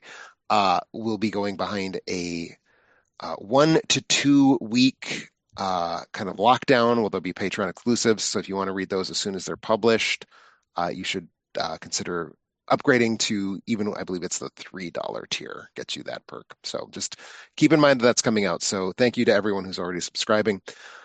But we did come here to talk about something specific, and I feel like this is a good opportunity to switch over to doing that. So we are here to talk about the upcoming films of January 2025. As everyone knows, January is the month where the studios put all of their biggest hitters, their most promising movies, the ones that people are the most excited to see. So we should have an awful lot to talk about. Let me just pull open this list here of the January 2025 wide releases. Um, oh dear. We Oh dear. Oh no. Boy, What are you going to I say, mean Brennan? I mean I think we do have an awful lot of movies to talk about. We have an awful lot of movies to say the name of. I don't know that we have an awful lot of movies to talk about. But I will go first. I will pick up here at January 10th because there are no new releases to speak of on January 3rd. It is real soon after the new year. Very often, I think the first weekend of the year doesn't actually get any films, certainly no wide releases. Yeah, not Uh, not every year has a Megan. exactly. So we're just going to dive right into the second Friday of January. That would be January 10th, where there are three movies that already got their Oscar qualifying run, and I think in two cases we talked about them on our last preview episode. But those movies are Better Man, which is that what if oh, what's his Robbie Robbie name? Williams. Williams. Robin Robbie Williams. Williams. What if Robin Williams was a chimpanzee? Robbie. Robbie, thank you. Uh, Obviously, this is someone whose work I'm deeply invested in. Hard Truths is the new Mike Lee film, and The Last Showgirl. Did we talk about The Last Showgirl on the last I episode, Brendan? think you mentioned it briefly. Yeah. Yeah, I think we did because it's the Gia Coppola. I think we talked about her. Or Yeah, is yeah. it's the Pam Oh Anderson yes, film. yeah. Yeah, It's yeah. only reason I'm interested in Last Showgirl is there's a picture I just saw the other day of Dave Bautista with hair I and a don't like that. beard, and he looks like an almost completely different person. And I want to see if his next phase of becoming a shockingly good actor, if he's one of those guys who can just completely disappear into a role and you don't even realize who it is. I don't Other think than that's that, I have possible for no Dave interest. Bautista. He's so big. He is so much smaller. He looks like he's Interesting. dropped about 20, 30 pounds of muscle. Wow. Okay. Just to be in The Last Showgirl, I'm I sure. don't know if it was for that or for something else, or just if he got sick of being I the I hope he doesn't giant do the jack Christian dude. Bale thing where he like adds or subtracts 60 pounds of muscle for every new role because eventually Picture him now. What is that movie that Christian Bale's completely the amazing? The machinist. Machinist, yes. I'm trying to picture I Dave feel like Dave Bautista like that. Bautista's bone structure has to be too big to do that. Like, I don't know. Yeah. But yeah, other than that, I have no real interest unless I start hearing really good things about it as it opens wider I from mean, people I actually know. the most I have in the way of interest is that Pamela Anderson is now a Golden Globe nominee, which I'm Mhm. not a Golden Globes nominee, completionist, but it does at least put her in the do I have to see this Oscar before the Oscar race. nominations Yeah. category? So we'll see. Yeah, it seems like a serious shot for her, and this is one of those movies that seems like total middlebrow art house garbage that is designed to get exactly a supporting actress nomination, Hmm. like The Wife with Glenn Close. Like it's It just it seems something like that, To Leslie from last year. It seems exactly like To yeah, Leslie. Yeah. it reminds me of quotidian movies like Support the Girls, which I love, and like Sean Baker stuff. But it's just like, it's diet Sean Baker, and I never watched Baywatch. I don't have interest in seeing Pamela Anderson turn her thing around because I haven't seen her thing to begin with. The That only is fair. the only thing I guess I'm optimistic that maybe it's similar to Jennifer Lopez and the Hustlers, where it's like, oh wow, I didn't know she could be this good. Yeah, I'm not really expecting that, but that's about the only thing I could think of that would have me interested. Hmm. No, I have no interest in the film as the film. I potentially have an interest in the film as a obligation, and that's about where I can take it. All right, so But that's that day. we do actually though. That's the films, the catch-up films getting their wide debuts after again a qualifying release in December. But we do have a new film And I'm sure we're all very excited to see Gerard Butler and O'Shea Jackson Jr. in Den of Thieves 2, Pantera. Am I supposed to know what Pantera means? The only, It's a hair metal group, I believe. oh no, Yeah, no. Groove metal, sir. Oh, Groove metal. apologies. Apologies. I, this is even worse than the War of the Rohirrim for just like putting absolute what nothing words into your title. yeah, Because at what least War of the is Hero is fantasy. This is Yeah. like the world. yeah, it's like Pantera. I was a big fan in high school of the band, but as I can tell they have nothing to do with this movie. I never saw Den of Thieves. I I think mean, that's probably fine. I'm going to bet that you don't need to have seen Den of Thieves. I suspect the You, lore is not terribly deep. you're Who can say? I probably might be correct. very wrong. I might be very wrong. It is 2024, If the 25. soundtrack if the soundtrack is all full of Pantera songs, I'll watch it on streaming. I If it just Just don't for turns out the to think that that's basically just even be going to be. like a Pantera music video and the if it's guys are in just action cinema. yeah, if it just has like fucking hostile playing over top of an action scene, It that would is sell me. it is 2 hours and 24 minutes long It's Sweet, what? for Den of sweet Thieves Moses. 2 Pantera. It is 2.5 hours Why of is Gerard every Butler and fucking Ice movie Cube's so son. This feels like they accidentally forgot not to put it in theaters. Um, I mean, if the direct-to-video market was as robust as it was 20 years ago, this would just be on Blockbuster shelves right now. Hmm. This theatrical release this is a secret movie. This it does not should exist. just be on Netflix right now or Prime or whatever. Yeah. Yeah. Why why is janky 90-minute action films 2.5 hours now? That's That how the is modern such a world boner works. killer of a number. So I'm hearing we're all a maybe leaning yes for Den of Thieves 2. Exactly. You might need to get your ears checked. But we didn't talk about Hard Truths last time. Should we talk about Hard Truths? I mean, it's the new Mike Lee that gets me in the door. I don't actually know anything about it. It's the new Mike Lee with Marianne Jean-Baptiste, who is so incredibly good in Secrets and Lies. So I'm Okay. in. I don't Okay. need to know any more than that. I actually don't know any more than that. But what do y'all think about Truths? Yeah, I think it's a movie that's probably not going to play anywhere near me because I don't know if a Mike Lee movie has ever played anywhere near me. So Fair, that's about fair. all I got on it. Yeah, and honestly, I don't have a relationship with Mike Lee. I look at that name. See, my relationship to Mike Lee is I read his name and I go, "Oh, is that the Graduate guy?" No. Is that the White Lotus guy? No, it's the other guy. Um, so yeah, I haven't seen any of his movies. I don't really have interest in Hard Truths. I watched the trailer. It looks solid. But it has a truly terrible logline on IMDb. And I was like, oh, this is going to be some stuff that I don't really care about.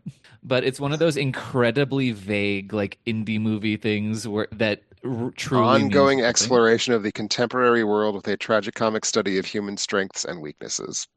Yeah, and I was like, nope. Those are words. That's not even a log line. That's just somebody who doesn't know how to describe Mike Lee films. Those are words. Those are words. Yeah, but the trailer made it look better than that. But Than that. I would have to. yeah, but yeah, should we move on to Let's move the on. next I weekend? think January 10th is a day that none of us want to linger on. So let's move on to January 17th. Yeah, January 17th. First off, we've got the comedy One of Them Days, led by Kiki Palmer and SZA. To me, it looks like a January comedy that seems like totally pleasant, and you'll forget about it the second you leave the theater. Like a Boss with Tiffany Haddish and Rose Byrne from a I couple think years ago. calling Like a Boss Perfectly Pleasant is giving it an insane compliment. Maybe watchable, I or think that is giving it at least an undue compliment. or just like it's January and you want to go to the movies and you will have a worse time at the other I ones. believe I gave Basically. Like a Boss 1.5 stars. I think I gave it two, but like it's Fair just like enough. I'd never rewatched it. It wasn't good, but it gave me 2 hours of something to do in January, and you don't That always is have fair. that. That is fair. But yeah, what do you think of this movie, Tim or Brian? I I don't. don't Yeah, care. go ahead. Go Yeah, ahead. I have nothing to say. I don't have anything about this movie, but I was looking at the director, Lawrence Lamont, who I've never heard of, but he directed episodes of a TV show called Rap Shit. Oh yeah, yeah, that's Issa Rae's newest show on HBO. Is it? Yeah. That is literally the only thing I could find about him. The I have no idea what this movie is, who he is. I do like Kiki Palmer. Probably not enough to go see this at a theater. Yeah, I hear that. It's about like two girls have a ribald adventure while they're trying to like what it's just like one of those comedies about like two losers who are trying to improve their lives in some way and they go on a Which, wacky I mean, adventure. many and many a good comedy has been made about two losers trying to improve their lives some way. Yeah, for sure. But then I confront this poster, and that is the most generic Netflix streaming Mhm. sort of poster. Like it just has anti-style. And it's Well, really dominated by the color orange. oh, I hate that. That reminds me of the Night School poster Oh, with it's the Tiffany couch from Haddish. Snick. It's the couch from Snick. The couch? From Snick. I I don't know if either of you has any idea I what I'm that is not talking a about. reference that I understand. It just sounds Um, like you're saying snack, but you're talking about that Nickelodeon yes, subset thing, they had right? that block that was like aimed at 13-year-olds instead of 8-year-olds. Are you Oh, afraid of I the remember when they did dark? that. I remember when they did Adventures of that. Pete and Pete, and the bumpers that they did with various people were always sitting on the big orange couch. Gotcha. Okay. And that is my takeaway from looking at the poster of this movie. Well, great. Like, Another star to add to the constellation in one of them days. But onto a movie that I think is maybe more interesting to this group, Presence, the Steven Soderbergh kind of like haunted house question mark thing that's going on. That's I I'm right, right? That's who that is. that's the Steven Soderbergh. Yeah. I believe it is, and I'm the one who made the list. It is actually opening wide the following week. It is opening in limited release, but I'm so excited about it. I wanted to talk about it, and it's limited release slot. Yeah, sure. I I'm mean, and it's still January. It's still January. Exactly. It is so it's directed by Steven Soderbergh, written by David Koepp, which I think is a good constellation of talent. It is I will say this, Steven Soderbergh to me right now is not in an interesting part of his career, but this has a really good hook. Do either of you know what the hook of this movie is? I do not. It is a I s- movie. Oh, go okay, ahead. yeah. I saw the second half of the trailer when I was coming back from the bathroom, so I I don't necessarily know. It is a movie about a haunting, about a ghost haunting a couple. Uh, the entire movie is shot from the POV of the ghost. Hmm. That sounds like something Soderbergh would do. I will say of the two big shot from the POV of a character movies that are coming out in the next 6 weeks, or I guess Nickel Boys is already out. Nickel Boys and Presents. Presents feels like just a better application of that gimmick to me, so I'm way more excited about this. But Yeah. it feels like it's got me back in the door for Soderbergh after a couple years where I feel like I wasn't so much. Ghost Story by Soderbergh very much interests me. Yes. Ghost Story by Soderbergh released in January I makes get me a that. little I get less that. excited. Well, If this was coming out in October, it would be near the top of my most anticipated list. well, here's the thing. January horror especially has I think shifted a lot in the last few years. The pandemic really scrambled the schedule a lot. I This think is true. the strikes have kind of done the same thing with what we're looking at in 2025. I mean, obviously this January looks like a pile of garbage in a lot of different ways. We're looking at slightly more interesting things in the horror genre this month. But also the 2022 Scream came out in January. Megan came out in January. I think they're putting out horror movies that they have slightly more confidence in January these days. So I don't know that it's necessarily a mark that it's going to be like a Devil's Due or like, some just like Mm, absolutely Oh rotten, God. mm. January Underworld Blood Wars kind of situation. Dear Lord. Dear Yeah, Um, I'm Lord. definitely interested in this one. I don't know if I'll make it out to a theater for it or not, but I am definitely interested. yeah, me too. And I guess we should hop on to the other horror movie of this weekend that I'm sure will make more money than Presents. It is Lee Whannell's Wolfman. It is his next Universal Monsters reboot after The Invisible Man, which people liked. I also liked. It was a solid movie. Yeah, it Uh, was decent. yeah, Brian, what are you thinking about Wolfman? I'm at least tentatively in on it. I love the classic Universal movies. I mean, I've bought both the DVD and Blu-ray box set, so I'm all in on the concept. Lee Winnell, at least he's not acting in it. He He's is not a unfortunately direct. co-writing, but we Yeah, can't have everything. I'm okay with him writing even. Directing, I am not. I am less on board, but Really? it's Okay. better than him acting. I do not find him to be a viscerally unpleasant screen presence in a way that it sounds like the two of you do. But I certainly think that acting is the weakest of his spheres. I find that the two comic relief characters from the Insidious films Mhm. are are by far the worst thing that that franchise has to offer. Well, then why I, do you have that Specs and Tucker tattoo? I got it before I saw the first movie. I thought it was going to be a good investment. It was just a terrible mistake. Was the was the But last Insidious any good? I did not see the The last Patrick one. Wilson directed one? No, it was Yeah, no, it terrible. it might very well be the worst Insidious film. And that that's It, a is it might hard very not thing well to be the worst say. Insidious that film. is not encouraging. But how are you feeling about Wolfman, Tim? I will say this. We are doing a modern dress remake of a classic horror movie immediately gets me suspicious. But at the same time, I did think Invisible Man or The Invisible Man worked way better, frankly, than it should have given like its remit. So Mhm. I'm going to say cautiously optimistic for this one. I feel like Invisible Man gives you more interesting places to do a modernish version than Werewolf movie does. But at this moment in time, he has earned the benefit of the doubt in the specific realm of remaking Universal movies to me. Yes. I was just gonna say, what was the last good werewolf movie? Ginger Snaps, Dog Soldiers, one of them. I mean, Dog Soldiers, probably. Yeah, I I don't can't remember think of which came anything out since then. first between the I'm, two I'm of them. pretty Because I'm pretty when sure Ginger Snaps is 2000 and Dog Soldiers is 2001.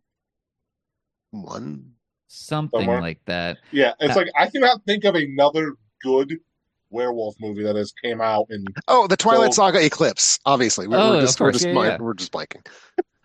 I know 20 years. there are werewolf movies that have been floating around in the indie sphere that people are talking about that I haven't watched, but like Werewolves Within or like Werewolves there's like some Within, I hated it. I hated it so okay. much. I feel bad hating it as much as I do because it was made for like $6 by some dude.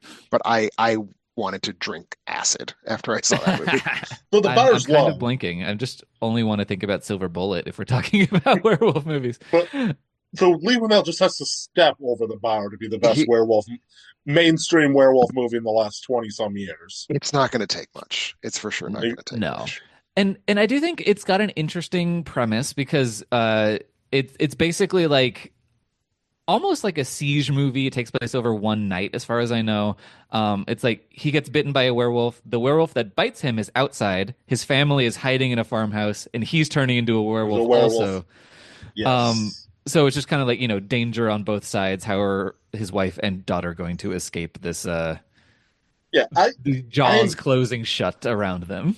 yeah, I am definitely interested in this. I feel like it has a real chance to be good. We'll Yeah. see if it actually is. And I will also say I the werewolf victim is played by Christopher Abbott, who I find it easy to root for in principle, even though I tend not to like the movies he's in. Oh, why do you say that? Like, what have you seen him in? I don't feel like I have a context for him. He just blew my pants off in 2015 when he was in James White, which was sort of his come out of nowhere film. It is I've never even likely heard of that. it's a movie that has very little to offer other than two very cool lead performances. One is him and one Okay. is Cynthia Nixon. The Ooh. He gets like small roles in a lot of things you have seen. Like he has a small role in Poor Things.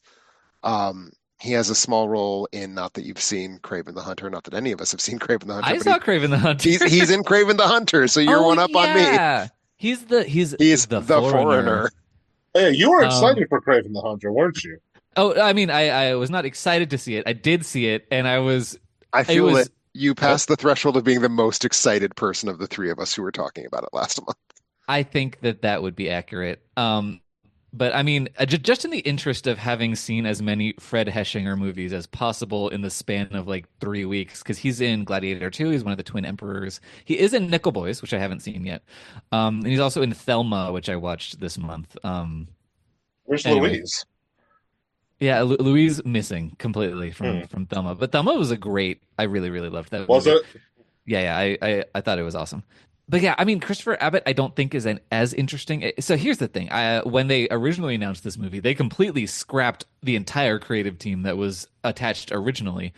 I think whatever director they had, I'm not missing them. But originally, Ryan Gosling was attached to be the Wolfman, and I Hmm. think that's a much more interesting movie if he's in it. But That's I don't probably think it true. is.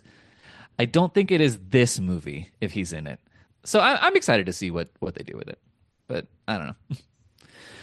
How about September 5th, which is about what if Munich was about different people? I mean, you've pretty concisely summed up why I have virtually no interest in this movie. Yeah. Yeah, It might get an Oscar nomination. It might be a Best Picture nom. So Tim really? will see it.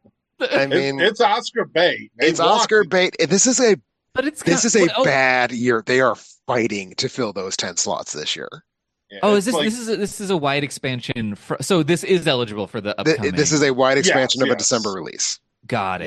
Yeah, This yeah, yeah. is a it feels like just every year there's at least one or two movies that seems like it only exists to say, please give us an Oscar nomination. We know we're not going to win, but just give us the nomination so we Yep. can slap it on our poster.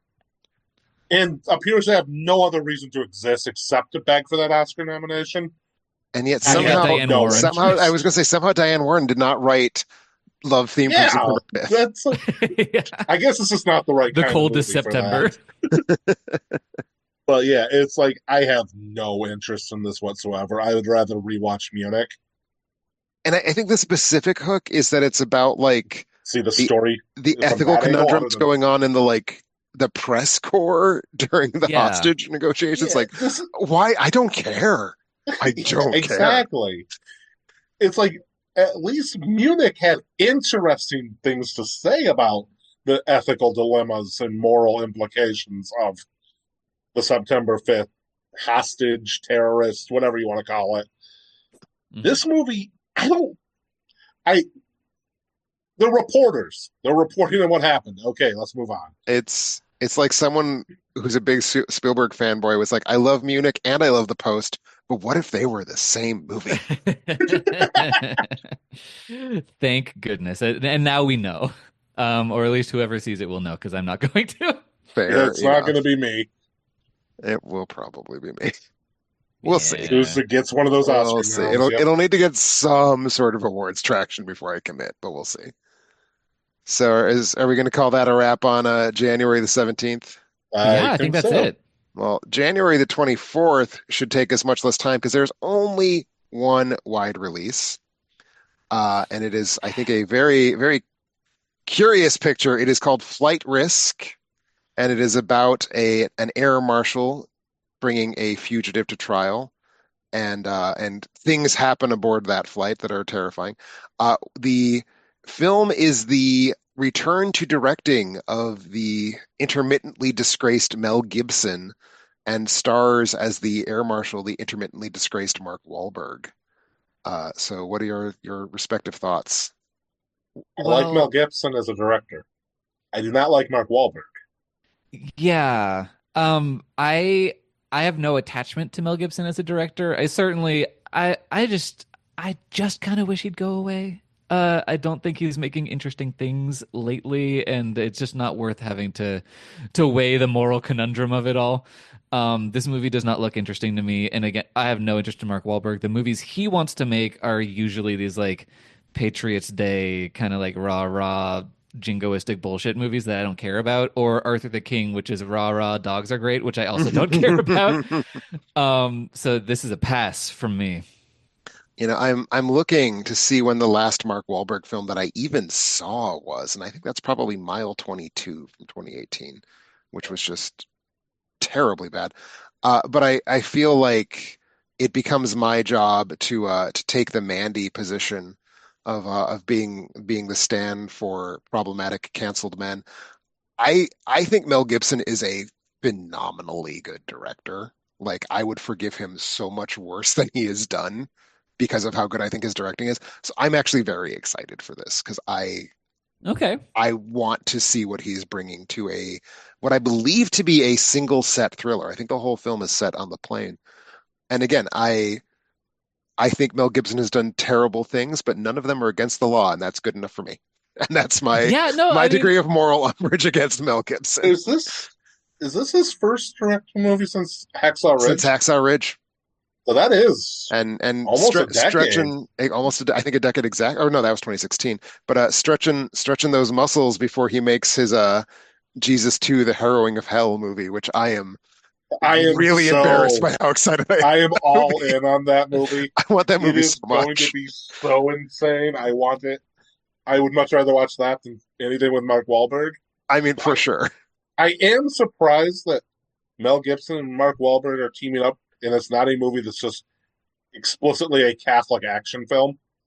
Well, I feel But like I mean, they there's should make that. a Crusades movie together or They something. should. But I feel like they were together in a movie. Weren't they in Daddy's Home 2? Mark Wahlberg's in that, right? yeah, So yeah. I like to think that they Yeah, started talking about maybe. this project on the set of Daddy's Home 2, and we were finally seeing the flowering of that years-long collaboration. The only time I've ever liked Mark Wahlberg is one scene in The Departed.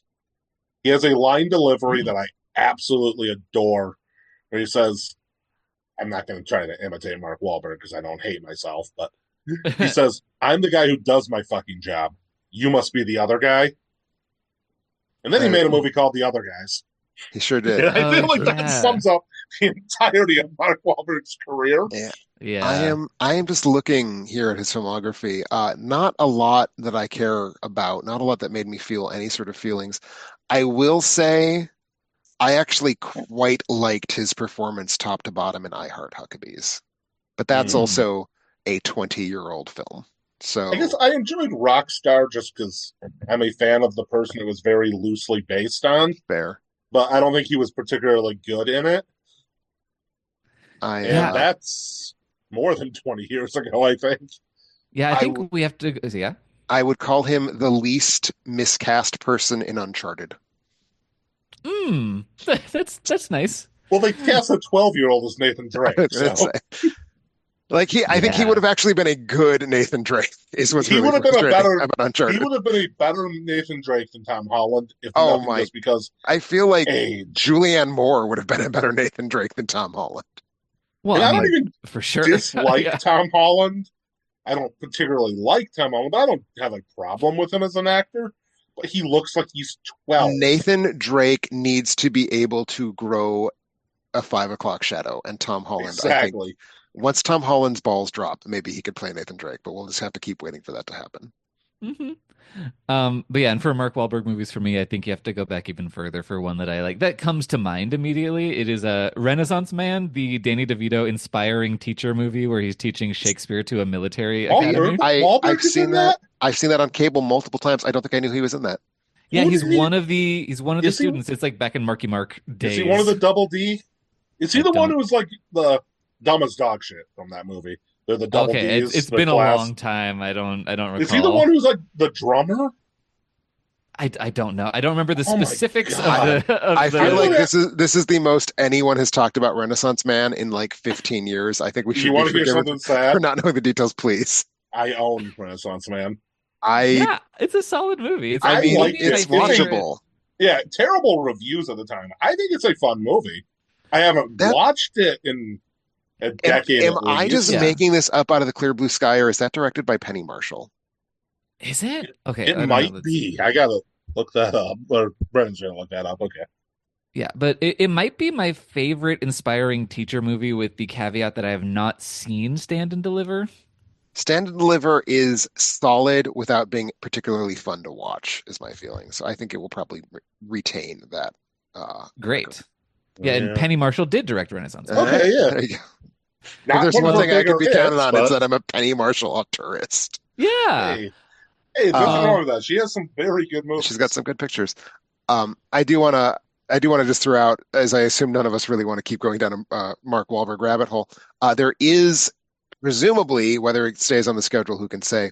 But there's a film currently set for release in limited release on this date. That again is January 24th, called Love Me, Okay. about which I have no real anything other than I think it has a very interesting. The leads in this kind of symbolic post-apocalyptic sci-fi love story are Kristen Stewart and Stephen Ewan. Oh Uh, yeah, I and saw a I'm trailer for this. curious. I'm curious. Those are two actors who I think want to make interesting choices, and I think this is like, here's the log line. A post-apocalyptic romance in which a boy and a satellite meet online and fall in love after the end of human civilization. I am interested. Is it going to be a dreadful, unwatchable Farrago? Probably, but I'm They interested are in the that Farrago. only two people listed in the cast. Like there That Because is because literally, humanity is post-apocalypse. yeah, There's no people. there is literally no other names in this cast. that So does is sound this whole interesting. movie just a two-hander? Because that's fascinating just as a formalist experiment. I'm curious. I don't know if I'm Yeah, expecting Yeah, it to be good, but I'm curious. I don't know, just the dialogue in the trailer that I saw just seemed really purple to me in a way that turned me off, but those actors might get me in the door. Okay. uh, But should probably move. We should probably close out January as it deserves We to be should closed. slam the door shut on this cold, wintry hell. Yeah, with the final weekend, January 31st. Let's start with Dogman, which I believe is kicking off your DreamWorks marathon, or is the Dogman, catalyst for your DreamWorks Dogman is the marathon. 50th film released under the DreamWorks Animation banner.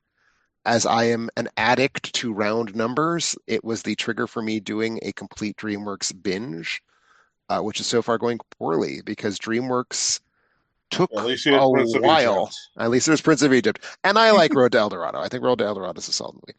Um, that being said, nothing about Dogman itself is exciting to me in a way that would have triggered this binge, other than that nice round number 50.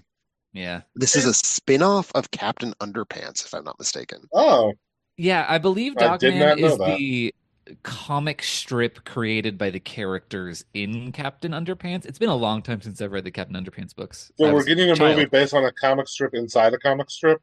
But well, Dogman has become its own Oh, series okay, okay, of books that are incredibly popular.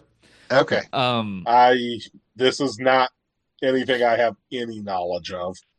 yeah, You know, Dogman became a thing after I stopped being a child. Fair So I enough. I know that they're selling well. I used to work at a bookstore. But Captain Underpants I read and Yeah, enjoyed as a child. But my Dav that's Pilkey years are over. I have no interest in this yeah. movie. Captain Underpants became a thing after I was no longer a child. So, same. Yeah. well, I yeah, I will say I liked the style in Captain Underpants, the motion picture, very much. I thought it was one of DreamWorks' more interesting attempts to experiment with. If we have to save money, can we at least make our low res animation look interesting? And they found a way. And it appears that Dogman is in that style. So for that, mm. Yeah. I'm on board with the Yeah. style, at least in principle. It looks very, And it's kids movie, but it looks interesting kids movie. yeah, my thing with DreamWorks is in my head, they're still the same studio that made Shrek and Home and all those other horrible movies Tim is watching right now. Oh yes. The dance party credit sequence movies. Oh Yes, yes. Yes. exactly. And I never think of them as being the studio or production company or whatever that release How to Train Your Dragon and the good movies they've made in the last Yeah, what Puss in Boots: The 15 Last years. Wish was so Yes, good. Yeah. and yet I don't ever. Whenever I see DreamWorks animation, I immediately go, "Oh, this is going to be a piece of shit." Just And a knee jerk reaction from 20 years ago. that's not an unfair response because those bad movies are really bad and the good movies aren't like super duper amazing great except for like the How to Train Your Dragons and Mm. Puss in Boots. But at this It's, point, my feeling is that if nothing else, DreamWorks can be counted on to do more interesting things stylistically than either Disney or Pixar. Mhm. And that's an ugly it's place to be emotionally for me, but I think it's true. And what has happened to Pixar? They used to. man, They have gotten so obsessed with this one thing of how much more photorealistic can we get, regardless of whether it fits the project or not. Yeah. man, Inside Out Oh, 2 is I keep like remembering that the number one movie of the year is Inside Out 2, and I just my head like that just drifts out of my skull the instant I hear it. Like I keep thinking that well, Deadpool is supposed to be the number one film of the year, and then I realize it's number two. is that any better if it was Deadpool though? At least I remember that Deadpool exists. Yeah. Fair. Sight It's like unseen, no less. I've seen Inside Out 2, and I still don't remember the movie I existed. I do not dislike Deadpool and Wolverine, but I am a comic nerd. I cannot, on any circumstances, call it a good movie. Sure. No, no, no. And that's the thing. Inside Out 2 is technically a good movie, but it's a movie that I found it was just like unbuttered toast. It had nothing. It had nothing, that movie. Yeah. I completely agree. Anyway, But Dogman's got a dog who's a cop. It's gonna be a picture. yeah, Looking forward to it. sure, whatever. Yeah, as we move away from DreamWorks, I will say I am a Boss Baby stan. So, I there's am only I am absolutely a Boss Baby stan, and it has imperiled friendships. Specifically, so a grad school friend of mine and I went to do a double feature of The Lost City of Zed and Boss Baby the same day, and we both liked the Boss Baby quite a bit more than the Lost City of Zed, and we became pariahs for like a week because of that shared opinion. So I'm so grateful you had a support system there. But yeah, I no, am Boss Baby, kind of awesome. kind of great. Um, I feel like I Boss have Baby not seen it. I feel Boss Baby gets shit on because people don't understand how very straightforward and obvious metaphors work. yeah.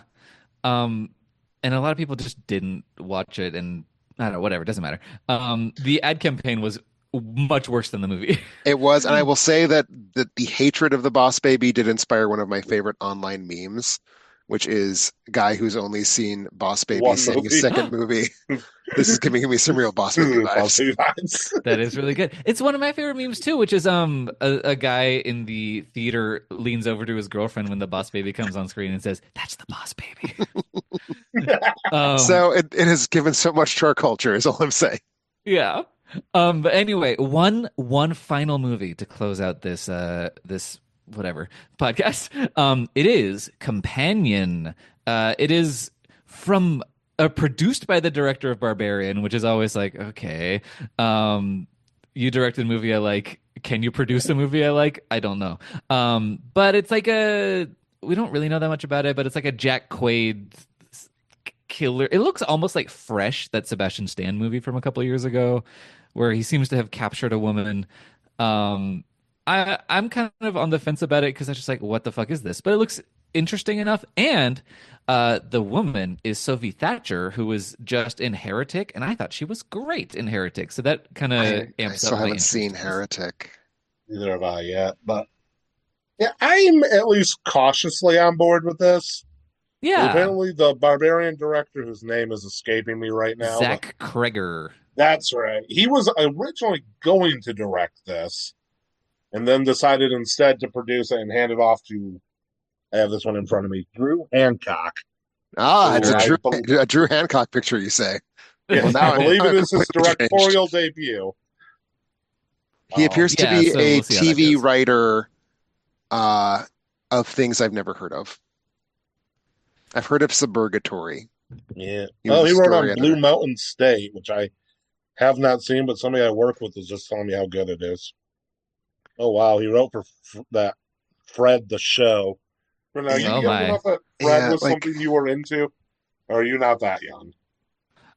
I wasn't into Fred, but I was at the right age to be when he Okay. was very popular. Because okay. I remember that being something utterly impenetrable for me in my 30s or late Yeah, 20s, whenever it for was. real. No, it was no terrible, terrible, a blight on pop culture. Yeah. Um, I I will But say he my only wrote on res Fred the show and Fred 3 Camp Fred. there So you go. I don't think we obviously can we're in good blame a hands. writer for taking work, but Me, No. I'm just that was the first thing that I'd heard of as I was scrolling through. Like, oh, that's not a good sign. yeah. But Yeah, I will what do say you? Yeah, Companion feels to me like the January horror film that, as we were saying, yeah. Presence feels like a sort of the new form of January horror. Companion feels like the old form of January horror. Yeah, it's like I think there's a possibility it'll be interesting. I think there's a possibility it'll be absolutely horrible. I don't think I'm Yeah, going to a like theater to see it. yeah, and maybe No. this is just because all that is out right now is a teaser trailer, but it feels to me like it's kind of trying to be a mystery box movie of like, ooh, what is this? What's going on? And I just don't know that I care enough. It sure is, and I sure don't. Uh, Yeah, but I will watch it. I like the cast. Lucas Gage is in it. Harvey Guillen is in it. I really like him. He's from What We Do in the Shadows, the show. Um, Eric but I, yeah, Quaid is whatever. starring Sophie. I Eh, I do want to push back briefly though. You said that was going to be the last movie we talked about, Brendan. I have one more, Do you? a limited release, probably very, very limited release on January 31st before quickly slamming into streaming. Uh, I would never be able to live with myself if I didn't remind you all that we are about to get Scream Boat, the Oh, film that happens when Disney finally lets Mickey Mouse enter the public domain. but you got no I'll love for Peter Pan Neverland Nightmare? I mean, Peter Pan is not Disney's exclusive property. Mickey Mouse is. True. And and Oh, that's gonna be and terrible. I have no it's like the Winnie the Pooh Love Blood and Honey thing. Like the only impulse here is we get to do this legally Well, and the we will Peter maybe Pan get one. The Peter Pan one is actually part of the Winnie the Pooh. Oh, is it? the Is it part yeah of the Winnie the Pooh universe. expanded Is the cinematic the universe? the Yes, the twisted Pooniverse. childhood universe is what I'm they're calling it Great. the called. Pooniverse. I Yeah. didn't realize that. So yeah, so that's two public domain dodges in 1 month. How exciting for us. Yeah. But That's And that's January also horror. Those are January like horror. yeah, bottom of the barrel garbage of 'Cause, like they like- just want to be the first to have what that is and not thinking about how to actually make a good movie. because Screamboat, to be clear, what is now in the public domain is Steamboat Willie, Yep. not Mickey Mouse specifically. So I'll you just can't call him Mickey Mouse. But yeah, for those who are not aware of what we're talking about, Screamboat is a slasher movie about a mouse wearing a little hat who makes a steam. It's fucking. It is what It's it is. Steamboat Willie. You know exactly what it is. Steamboat Yeah. Willie is a slasher movie, and it's It's going to be terrible. Tim's and going to I'm watch it. still I'm gonna going to watch see it. Brendan, are you It's going like- to watch it? No, I Brendan's not going to watch it. I will watch any bottom of the barrel slasher garbage from the 1980s. You're not I as much of an animation person as Tim is, or as I am. I don't well, no think. one No. is as much of an Well, no animation one's as person much as as I you am. are, but I think I'm more of one than Brendan. Sure, for sure. Like classic cartoon shorts and stuff. And I just yeah, no thanks. I'm It's- good. it's coming from such a dishonest place because it's so transparently we're going to do something antisocial with a classic character because people will talk about it, and here we are talking about it, so they won. It can't be any worse than what Eric Larson did with Mickey Mouse and Savage Dragon comics a few months ago. Like as soon as it went public domain, That's fair. That's Mickey fair. Mouse is a sex fiend in Savage Dragon. So cool, so edgy. Mhm. I've grown to really hate like edgy art. I think it's something that happens when you become middle-aged. I don't know, but anyway, Screamboat. I'm going to see it. It's going to be Yeah, great. I don't like edgy art that's edgy just for the sake. Exactly. Well, Like, I think it can- we'd have to say like edgelord art, like Yes. the thing that's like Exactly. that's That's a the better thing word. that they're Or doing. grim dark maybe. And that's gonna do it. I'm calling it because it's Yeah. been 2 hours. It's been 2 and I really- hours. It's been a little Once over 2 again, hours, I once think, again, yeah. I have failed to be the steward this podcast needs, and I apologize for that. But yes, so thank you all for listening. Hopefully, any of those movies got your attention at all. Thank you, Brennan, as always, and thank you, Brian, for making your first Yeah. appearance on the show. Thank you Very for glad to having have me. you. Looking forward to It's been having a you delight. again. We will be beginning our more regular schedule moving forward. So you should expect to see an episode, not a full month in the future, but there'll be more about that later. So thank you everyone for listening. Have a happy new year, a happy holiday, and we will see you in early 2025.